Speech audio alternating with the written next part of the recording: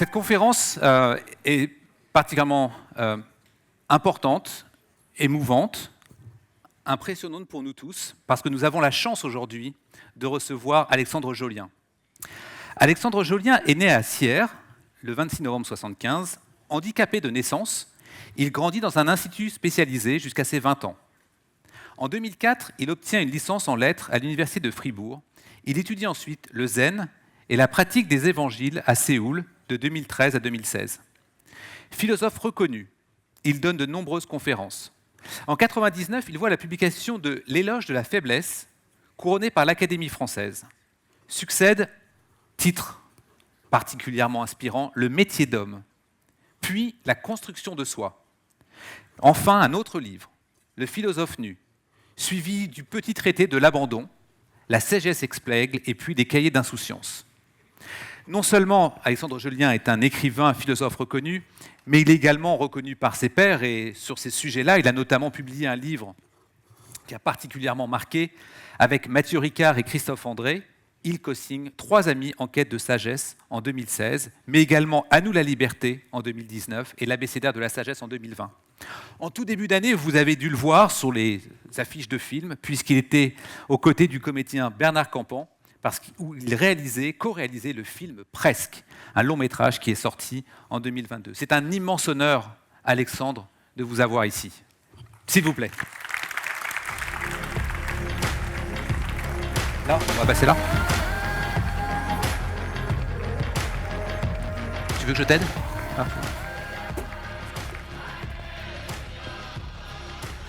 C'est bon. Quoi ? Oui. Voilà. Bonjour à tous. On m'entend bien ? Ça va.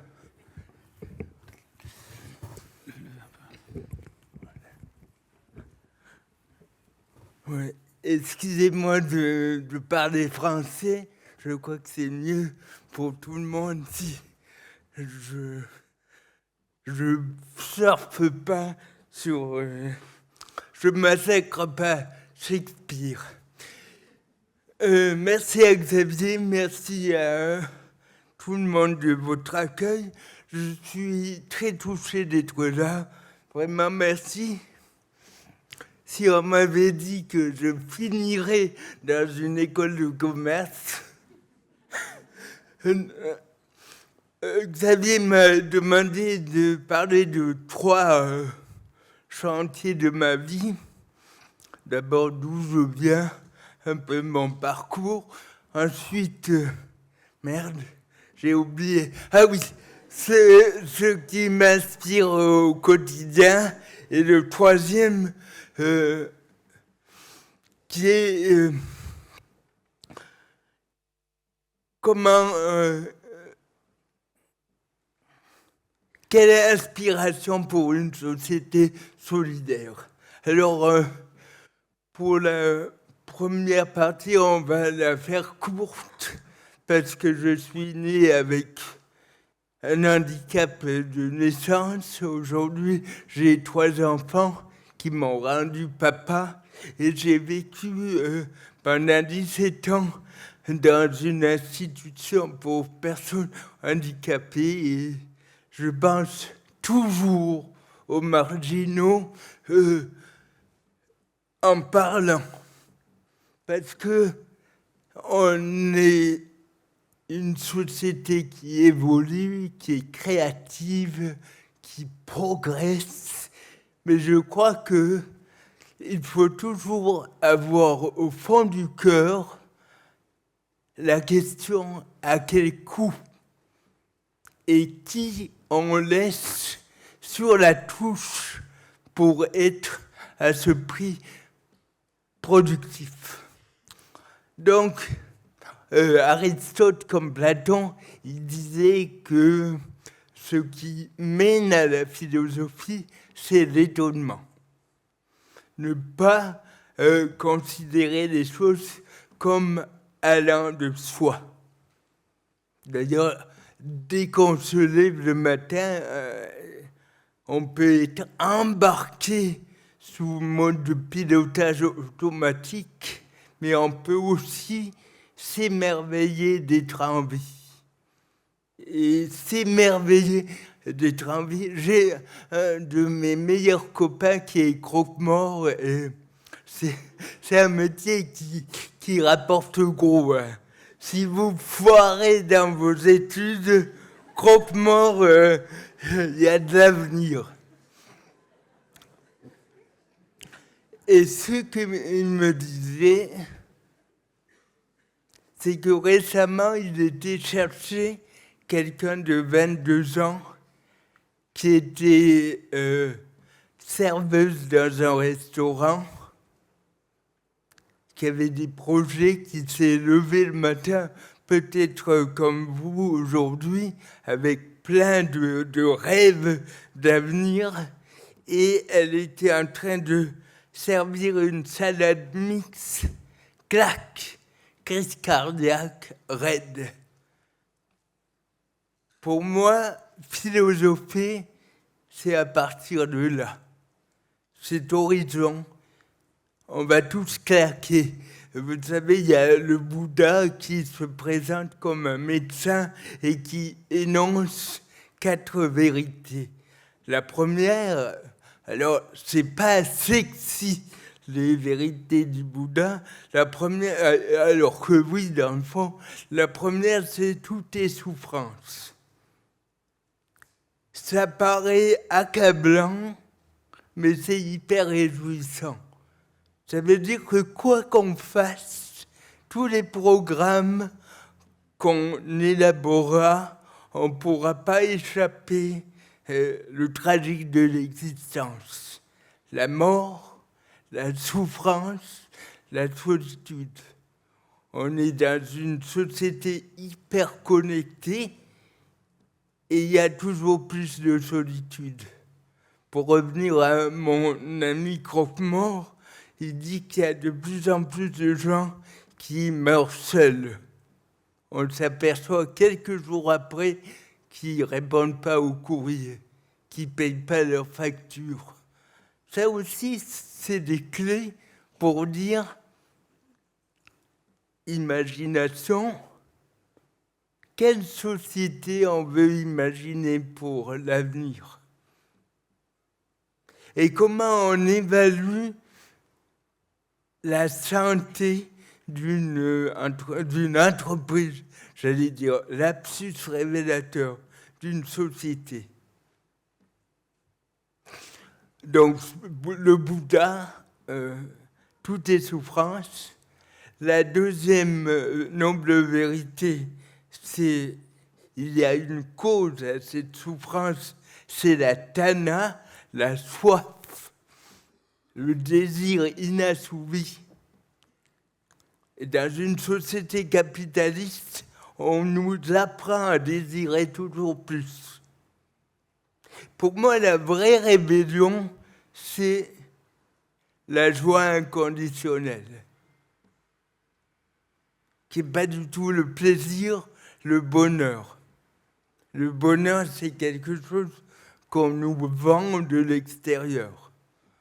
La joie, c'est ce que j'ai vécu et ce que j'ai plus vécu en dehors. D'ailleurs, paradoxalement, à l'Institut, c'est, comme disait Maître Eckhart, vivre sans pourquoi. Récemment, je parlais à un prof d'anglais, il venait de Géorgie, et son but c'était de faire le plus de cours possible par jour pour sauver ses parents de la misère. Et il m'a dit, je suis comme un rat qui court après un sucre. Le bonheur, je le diffère toujours. Et la joie inconditionnelle, celle prônée par les sages, les philosophes, c'est la joie ici et maintenant. Quand on parlait de créativité, il y a une phrase de Nietzsche qui me revient à l'esprit, c'est dans le Gai Savoir, dans le prologue du Gai Savoir, il dit « Il faut encore porter du chaos en soi pour accoucher d'une étoile qui danse. La société, elle est basée sur la correction de tout ce qui ne va pas. Peut-être pas l'intégration. Aujourd'hui, quand on va dans un supermarché et qu'on est un peu plus lent que les autres, on doit presque s'excuser d'être qui on est. De nouveau, l'innovation, les trucs à la con, ça a un prix. La joie inconditionnelle. Troisième noble vérité, pardon, mon plan part en couille, mais c'est pas grave. Le troisième noble vérité, c'est la bonne nouvelle du Bouddha, c'est que la soif, la souffrance ont une cause et donc un remède qui sera déployé dans la quatrième noble vérité, qui est le sentier octuple du Bouddha. En gros, c'est l'éthique. On ne peut pas vivre comme un dingue toute la journée et espérer la paix de l'âme. L'éthique, la méditation, qui est vraiment... Et aujourd'hui, le pire du pire, je pense que la méditation est récupérée à des fins de rentabilité. On ne se pose plus la question, qu'est-ce qui nous rend profondément humains, mais on fait de nous peut-être des rats qui ne s'interrogent pas sur après quoi ils courent. À l'Institut où j'ai vécu, il y avait des paralysés, des gens de petite taille, des parias pour la société. Et pourtant, en matière d'innovation, c'est peut-être là que j'ai appris le plus. Il y a une phrase de Bergson qui dit que la joie, elle accompagne toute création. Et on voit bien, quand on crée des trucs, on est hyper content. D'ailleurs, c'est très Spinoza. Quand on crée, on augmente notre puissance d'agir, et donc il y a beaucoup de joie. Et la question de ma vie la plus forte, c'était comment entrer dans cette joie. Et en lisant Bergson, j'ai encore moins compris qu'avant, parce qu'il disait que la joie accompagnait toujours la création. Et je voyais des êtres qui créaient absolument rien de matériel. Et Bergson dit quelque part, il dit la création est totale, non, la joie est totale quand elle accompagne la création de soi. Et ça, c'est une conversion. Pour moi, le but de la philosophie, c'est la conversion à l'essentiel, à la joie, au bonheur qui n'est pas téléguidé par les circonstances. Donc, oui, ma vie, c'était d'emblée l'étonnement, la prise en compte que, comme disait Aristote, on est des animaux sociaux. Le mythe du self-made, à mon avis, a fait beaucoup de victimes. Comme si on pouvait s'en sortir tout seul. Alors qu'on est le fruit de tellement de cadeaux au quotidien. Pour moi, innover ou inventer, c'est vraiment la grande santé Nietzsche, dans le Gai Savoir, un des tout derniers paragraphes, il distingue bien la bonne santé et la grande santé. La bonne santé, c'est d'avoir aucune maladie, aucun handicap, rien de rien. Autant dire que ça laisse beaucoup de monde sur la touche. La grande santé, pour moi, c'est le sommet de la vie spirituelle, c'est être capable d'intégrer la maladie dans la santé. C'est refuser d'être binaire. C'est pas sain, c'est mal, c'est bien. C'est tout intégré dans un mouvement de grande santé. Maintenant, pour la pratique spirituelle, pour moi, la spiritualité, c'est descendre au fond du fond. C'est-à-dire arrêter d'être des marionnettes sociales pour exister à partir de qui on est vraiment. On n'est pas des algorithmes, on n'est pas des copies collées des autres, mais on est des personnes complètement uniques. Et justement, comment descendre au fond du fond? Comment se dépouiller des étiquettes pour vivre à partir de soi?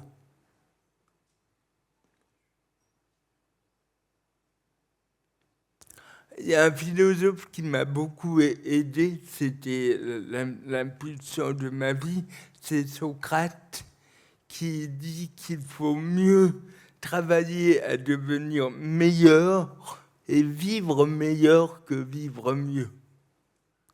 Vivre mieux, c'est bricoler un confort extérieur. Vivre meilleur, c'est justement se renouveler tous les jours pour être fidèle à soi-même. Il y a une phrase de Nietzsche qui dit « N'aie cure d'être fidèle qu'à toi-même et tu m'auras suivi ». Et ça pose la question, c'est quoi les références qui m'aident à bâtir ma vie?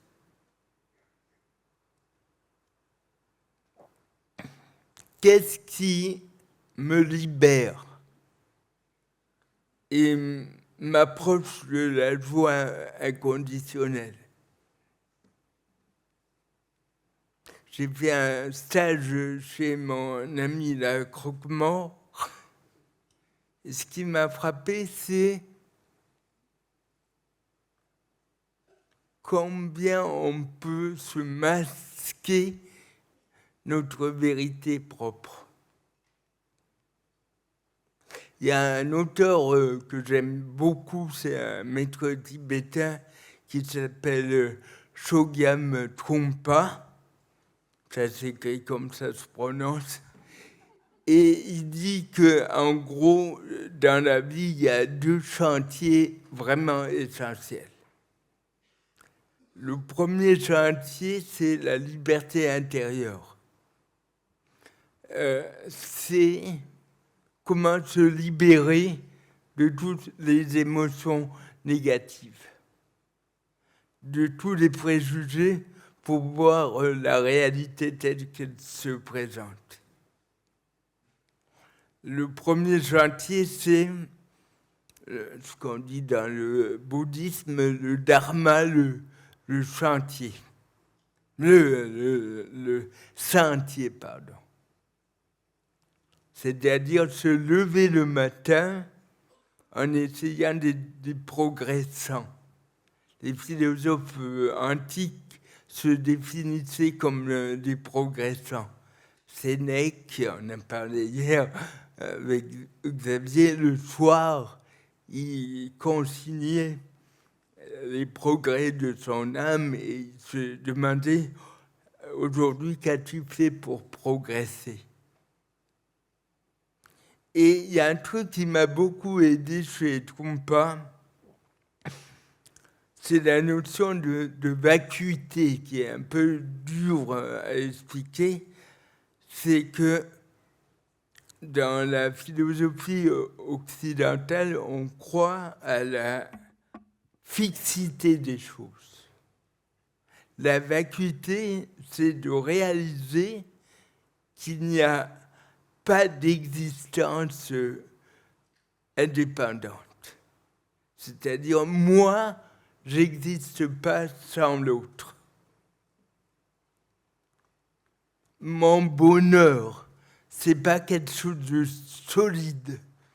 Et d'ailleurs, ça peut faire peur, la notion de vacuité, mais c'est une super bonne nouvelle. Il n'y a rien de fermé, il n'y a rien de fixé. D'ailleurs, le Bouddha, il dit que la souffrance apparaît dès qu'on se fixe à quelque chose. Et la plus grande des fixations, c'est la fixation au moi. C'est-à-dire, moi, je suis comme ça. Et toute ma vie, je vais défendre le moi. Dès qu'il n'y a plus de fixation, pour le Bouddha, il n'y a plus de souffrance. Alors, c'est vite dit comme ça, mais ça, c'est un exercice spirituel. Quand je prends le train, il y a souvent des gens qui se foutent de ma gueule. Je me dis, de qui ils se foutent? Quelle image j'ai de moi? Justement, on parle d'imagination, d'invention, s'inventer soi-même au quotidien. Se départir du passé et ne pas être aliéné par le futur. Et Trungpa, il disait souvent « couldn't care less ». Alors on peut traduire à sa façon « je m'en bats les couilles, je m'en tape ». L'idée c'est, chez Trungpa, il faut s'en foutre de tout, sauf du progrès intérieur. Et je pense qu'il y a souvent un fossé entre ce après quoi on court et qu'est-ce qu'on veut réellement. Et peut-être cette semaine, comme exercice spirituel, on peut se demander qu'est-ce que je veux au plus profond de moi-même. Parce qu'il y a une différence entre ce après quoi je cours et ce que je veux réellement. C'est quoi mon désir propre? Si je suis là aujourd'hui, est-ce que c'est pour plaire à quelqu'un? Est-ce que c'est parce que je suis sur des rails? Est-ce que je suis en pilotage automatique? C'est un vieux mot, mais c'est quoi vraiment ma vocation? Qu'est-ce que je fous là? Concrètement. Le deuxième chantier pour Chogyal Trungpa, c'est hyper important, c'était bâtir une société plus éveillée. Dans le bouddhisme, la notion d'éveil, c'est être libéré de l'égoïsme, des passions tristes, comme dirait Spinoza, de la tanha, des préjugés qu'on a sur le monde. Et je trouve magnifique d'avoir ces deux chantiers, se libérer soi-même de tout ce qui plombe, on pourrait dire, et à la fois s'inscrire dans un chantier qui nous dépasse et de loin, c'est-à-dire bâtir une société éveillée. Ça pose la question, c'est quoi la société pour nous?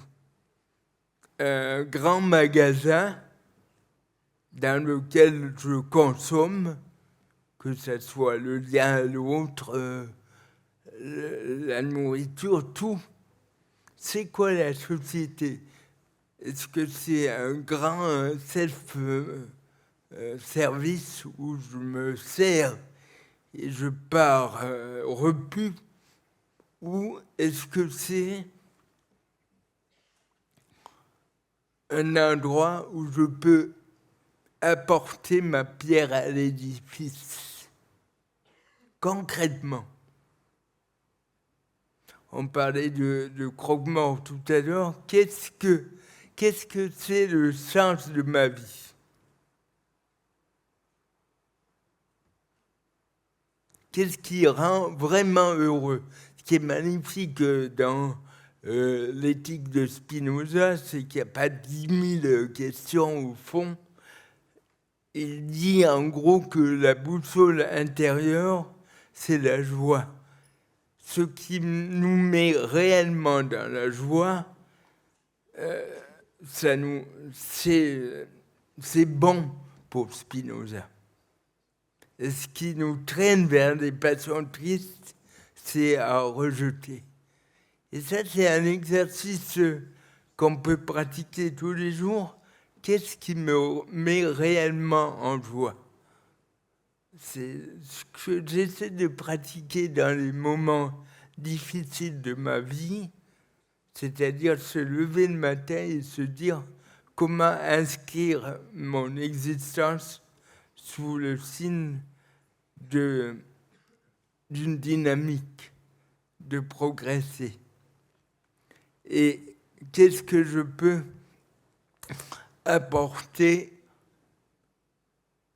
à la société pour qu'elle soit plus juste, plus humaine, plus équitable? Comment je peux être complètement unique sans être exceptionnel? Parce qu'aujourd'hui, il y a ces ruées à ce qu'il faut être exceptionnel, il faut briller, qui met beaucoup de monde sous la touche. Alors, pardon de parler d'un philosophe comme ça ici, mais pendant le Covid, j'ai eu l'occasion de relire Karl Marx. J'ai beaucoup aimé.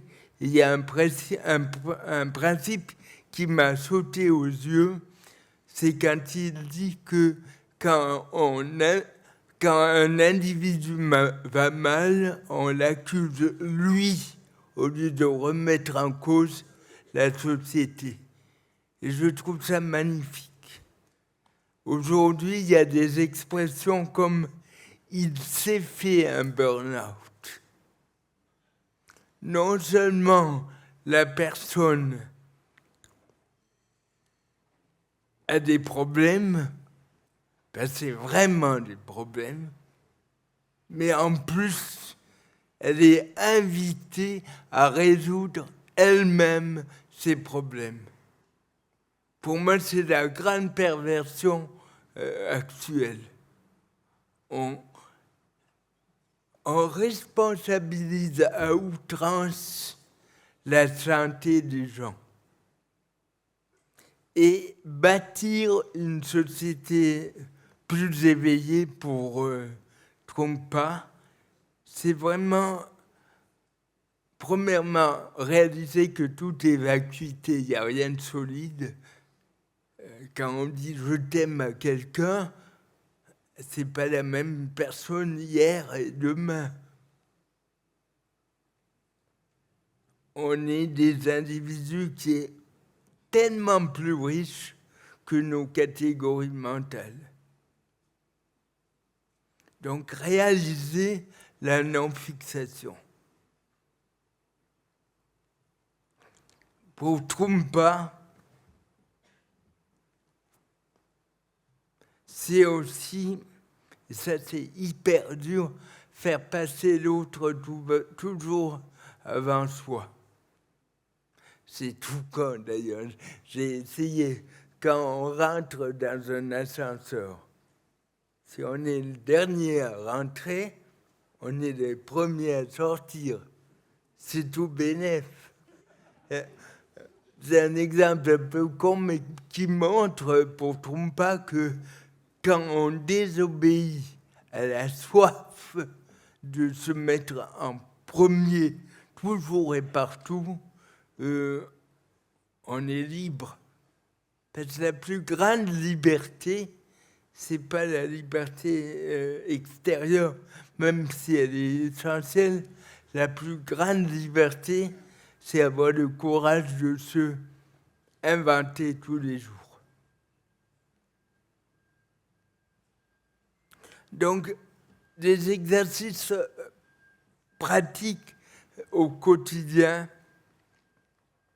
J'aime bien avoir un guide spirituel et les librairies en regorgent. Je pense qu'à l'heure du zapping et des réseaux sociaux, c'est vraiment bien de prendre un livre et de connaître un auteur à fond, que ce soit Spinoza, Nietzsche ou que sais-je, Maître Eckhart. Je pense que l'exercice spirituel qui consiste à lire tous les jours un auteur, y compris quelqu'un qu'on n'aime pas, j'allais dire surtout quelqu'un qu'on n'aime pas. Cet exercice, le mot grec, c'est askésis, c'est l'ascèse. Démarrer la journée ou la finir en lisant un auteur qui nous décape, j'allais dire.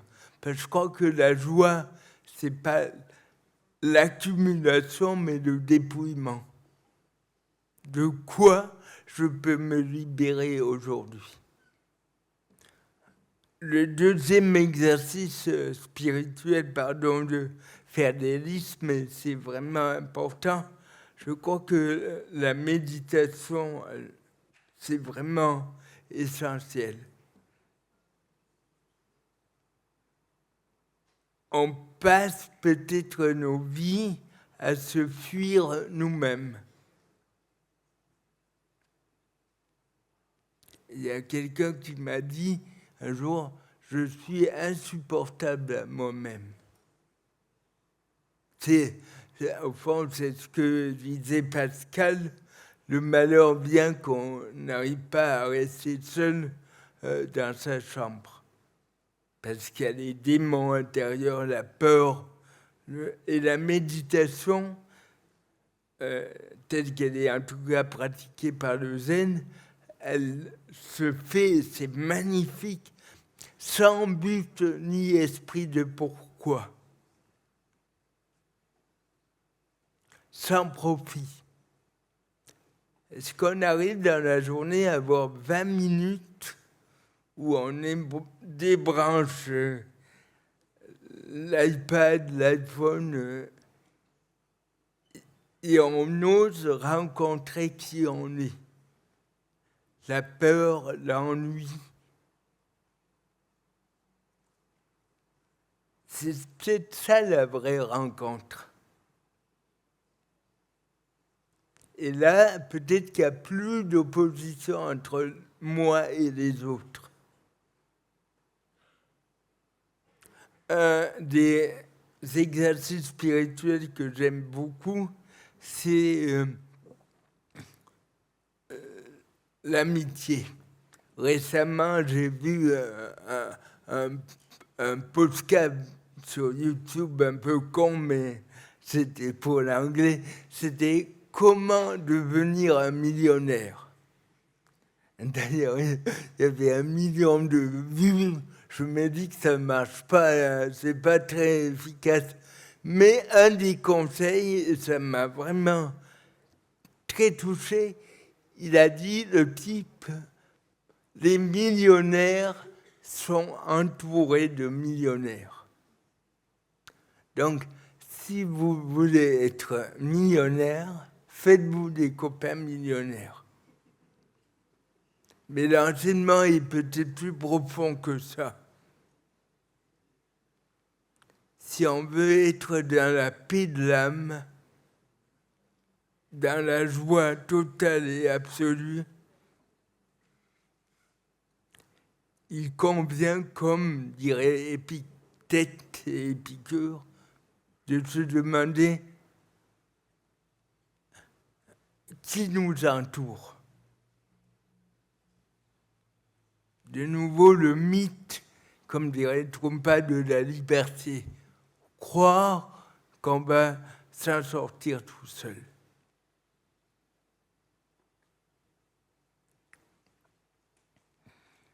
Et puis, vraiment, l'essentiel, c'est de demander chaque jour comment je peux contribuer à une société solidaire, éveillée. Parce qu'à mon avis, la société actuelle va droit dans le mur. Les inégalités, les injustices, heureusement, ça ne peut pas durer. Et justement, c'est Saint Augustin qui disait « Quel est le poids de notre vie et de notre désir ?» Pas le poids au sens lourdeur, mais c'est où le centre de gravité de notre vie. Et je crois que tout en faisant une carrière, tout en étudiant, on peut se lancer dans un chemin de conversion pour progresser dans ces deux chantiers, devenir plus solidaire, plus humain et devenir des individus éminemment libres. Merci beaucoup.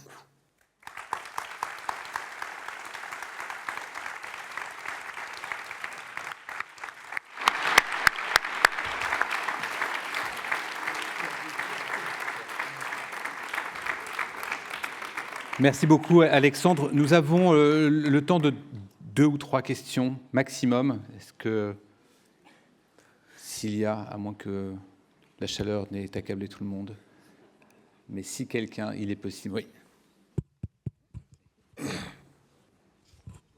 Bonjour, merci beaucoup, c'était super intéressant. Je me demandais, je sais que dans la vie de tous les jours, être handicapé, surtout quand on commence, c'est quelque chose de très difficile. Mais c'est clairement quelque chose que vous avez réussi à surmonter et qui fait maintenant partie de vous. Est-ce que vous pensez que justement ce handicap qui vous a accompagné le long de votre vie a aidé votre développement en tant que personne et vous a été utile dans votre carrière et dans toutes les choses que vous avez découvertes sur vous-même?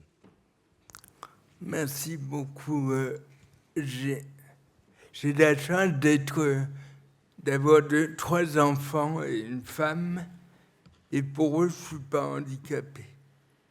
Et je crois que c'est l'endroit où je suis le mieux de ma vie, c'est à la maison. C'est pour ça que je suis pressé de rentrer. Non, je rigole. Parce que quand on y pense, le handicap, c'est dans le regard. Pourquoi on décide ce type est handicapé? Ce type, je ne sais pas, il a une autre stigmatisation. Et quand je parlais tout à l'heure de société éveillée, mais en sortant d'ici, c'est comme dit Métricard dans ses sermons, vous pouvez tous changer intérieurement. C'est pas un truc à long terme, la joie. On peut, en sortant de cette putain de salle de classe, pour décider d'être libre. Maintenant, le handicap en lui-même, je pense que c'est une saloperie. Je pense qu'il y a tout un discours inspirant, dire super, avec un handicap, on va à l'essentiel, c'est cher payé. La stigmatisation au quotidien, le fait de devoir s'excuser à plein temps, justement, le rappel, tu es différent. Il y a un truc qui m'a beaucoup aidé chez Spinoza dans les lettres à Blayenberg. Spinoza, il dit que tout est parfait, que la réalité est parfaite, c'est-à-dire accomplie. C'est-à-dire, quand on ne juge pas qu'un truc est mauvais, la réalité est parfaite. Et il y a un protestant qui arrive et qui dit à Spinoza, l'aveugle, il n'est pas parfait. Et Spinoza, au lieu d'argumenter, il dit, est-ce que vous regrettez de ne pas avoir des ailes comme des oiseaux? Et Blayenberg, il dit, non, pas du tout. Et Spinoza renchérit, il dit, si tout le monde avait des ailes comme les oiseaux et pas vous, est-ce que ça vous manquerait?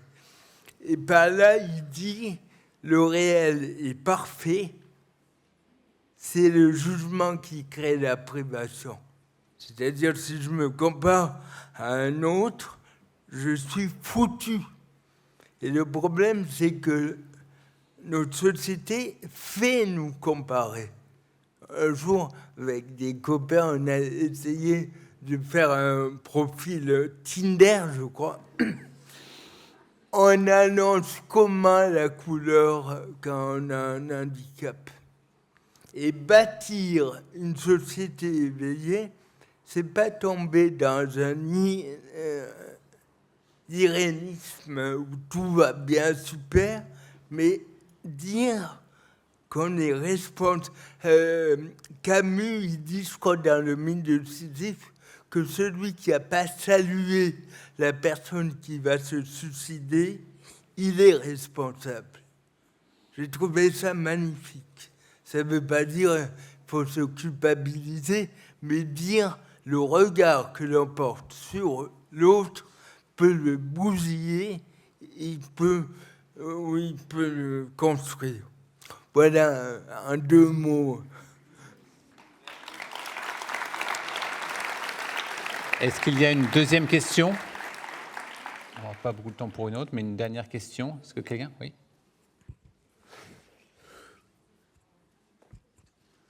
Merci beaucoup pour cette super conférence.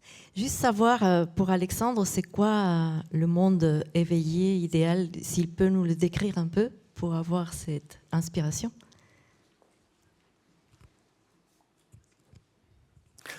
Merci beaucoup. Je pense que le piège, c'est de vouloir un monde éveillé et de déserter ce monde-là. L'idée, pour moi, c'est de ramener des valeurs concrètes dans ce monde ici. Je trouve, personnellement, j'ai eu peur du Covid, mais j'ai sacrément plus peur de l'individualisme. Et je pense que c'est les mots qu'on nomme pas, de nouveau Camus, qui sont les pires. Pour moi, l'individualisme, chacun pour son cul, c'est le plus criminel qui soit. Et le monde idéal, c'est peut-être passer du jeu au nous. C'est-à-dire, si je carbure toute la journée à faire des plans de carrière pour le jeu, ben, il y a une perte pour la société, sauf si on croit à la main invisible, mais ce n'est pas mon propos. Mais il y a aussi une perte pour soi-même. Et je pense que c'est un cercle vicieux. On n'est pas soutenu par les autres, ou pas beaucoup. On croit que seul nous-mêmes va nous sauver et on se retire du lien à l'autre. Donc pour moi, une société plus éveillée, c'est moins narcissique, plus consciente du tragique, parce que le tragique est là, on peut mourir, on peut avoir... Et paradoxalement, et je crois que c'est un des plus grands mystères de la vie, plus on est conscient du tragique de l'existence, c'est-à-dire de la fragilité des liens à l'autre, des plans de carrière, de la santé, plus on est dans la joie. Trumpa, il dit, la mauvaise nouvelle, c'est qu'on tombe, la bonne nouvelle, c'est qu'il n'y a pas de sol. Autrement dit, il n'y a pas de sécurité tangible. Il y a deux types de confiance, dit Trumpa. La première, c'est croire que quelque part, il y a un gilet de sauvetage qui va nous maintenir hors de l'eau. Ça, c'est la confiance primitive que quelque chose est solide. Le deuxième type de confiance pour Chogyal Trungpa, c'est d'expérimenter qu'on n'a pas besoin de bouée extérieure. C'est qu'on flotte. Et ça, il y a plein de pédagogues dans la salle. Si je pouvais lancer un appel, montrer aux personnes qu'elles flottent, qu'elles sont équipées pour la vie. Mais justement, on est tous à flotter et à couler par moments. La société idéale, c'est une société qui ne laisse jamais couler personne et qui montre que chacun, quel que soit handicap, tout ça, il y a une dignité humaine. Je pense qu'aujourd'hui, l'autre est devenu un nombre. C'est-à-dire, ça ne va pas, je passe à l'autre.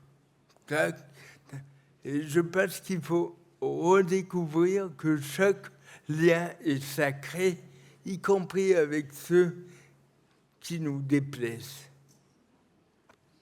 Merci beaucoup, Alexandre. Merci, nous pouvons vous remercier très chaleureusement. Je me casse la gueule, c'est symbolique. Merci.